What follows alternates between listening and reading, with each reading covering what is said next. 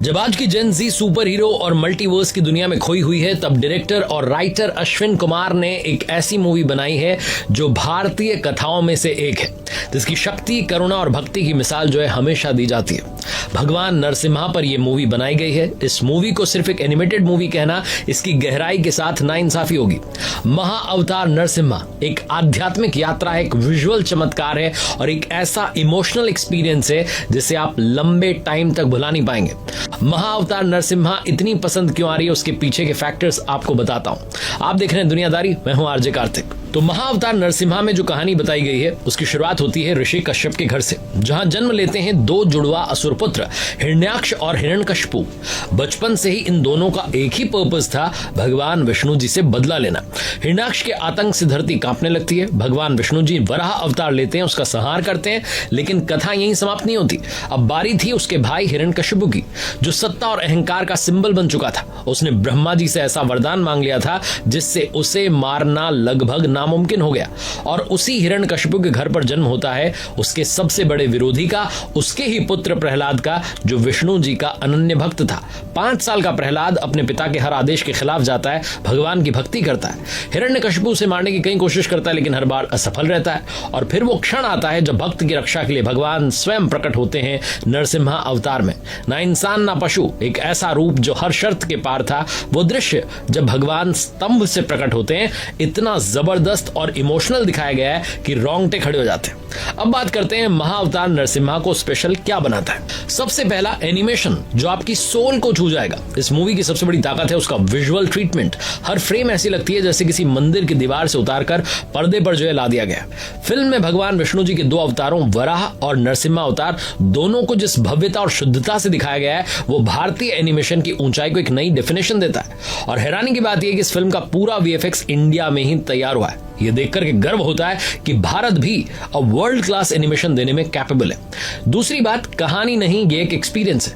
प्रहलाद और भगवान विष्णु की गाथा हमने किताबों में, धार्मिक प्रवचनों में सुनी है, लेकिन मूवी में जिस विस्तार, गहराई और इमोशनल कनेक्ट के साथ इसे दिखाया गया है, वो इसे बिल्कुल नया एक्सपीरियंस देता है। प्रहलाद का मासूम चेहरा, उसकी निडरता और भगवान की कृपा कभी आपको मुस्कुराने पर मजबूर करेगी तो कभी आपकी आंखें नम कर देगी। तीसरा फैक्टर जो इस मूवी को और वायरल बना रहा है वो है ये सभी आयु वर्ग के लिए, सभी एज ग्रुप के लिए परफेक्ट है। आजकल की ज्यादातर मूवीज में या तो बच्चों के लिए कंटेंट नहीं होता या फिर बड़े दर्शकों को गंभीरता से नहीं लिया जाता। महाअवतार नरसिम्हा दोनों के बीच में एक ब्रिज का काम करती है। ये मूवी बच्चों के लिए रोमांचक जानकारियों से भरी और संस्कारों से समृद्ध है, वहीं बड़ों के लिए एक इमोशनल, कल्चरल और धार्मिक जुड़ाव का माध्यम बनती है।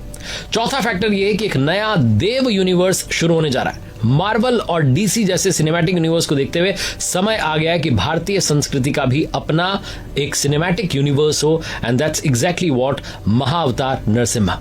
अश्विन कुमार ने साफ कहा है कि इस ब्रह्मांड की पहली मूवी है और आगे भी वो विष्णु जी के अन्य अवतारों और पौराणिक कथाओं को लेकर के इसी तरीके की फिल्में बनाएंगे।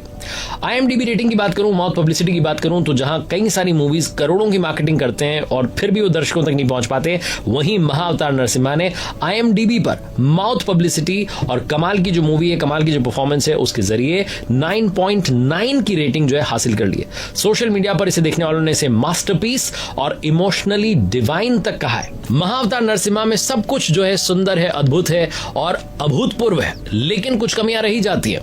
एक कमी जो मुझे लगता है वो रह गई है प्रचार की, प्रमोशन की। इस मूवी के पास में या तो वो बजट या मार्केटिंग स्ट्रेटेजी नहीं थी जो इसे देश के कोने कोने तक पहुंचा पाती। अगर थोड़ी सी भी ज्यादा अवेयरनेस फैलाई जाती तो शायद ये मूवी सैयारा से भी बड़ी रिलीज होती। और मुझे ऐसा लगता है कि अब ये अपनी माउथ पब्लिसिटी के दम पर, अपने कंटेंट के दम पर ऑटोमेटिकली पब्लिक तक पहुंच रही है। एक और जिसके पीछे का चैलेंज जो एक्सपर्ट्स कह रहे हैं, वो कह रहे हैं कि सैयारा के साथ में ये मूवी आ गई तो कहीं उसका असर ना पड़ जाए, लेकिन महाअवतार नरसिम्हा को जितना प्रेम मिल रहा है, जितना प्यार दर्शकों की ओर से मिल रहा है, ऐसा लग रहा है कि ये मूवी सैयारा के लिए चैलेंज बनने वाली है। लोग तो ये तक कह रहे हैं कि सैयारा का एंटीवायरस आ चुका है और वो है महाअवतार नरसिम्हा, एक ऐसी मूवी जो हर आयु वर्ग के दर्शकों को पसंद आएगी, क्योंकि ये सिर्फ एक धार्मिक फिल्म नहीं है, ये आध्यात्मिक, सांस्कृतिक और भावनात्मक यात्रा है जो भगवान और भक्त के रिश्ते को इतने अद्भुत अंदाज में दिखाती है कि आप भाव विभोर हो जाते हैं। अगर आप कुछ ऐसा देखना चाहते हैं जो आपके दिल को छुए, आंखों को सुकून दे और आत्मा को संतोष मिले, तो ये फिल्म आपके लिए है। देर किस बात की है, जाइए परिवार के साथ अनुभव कीजिए।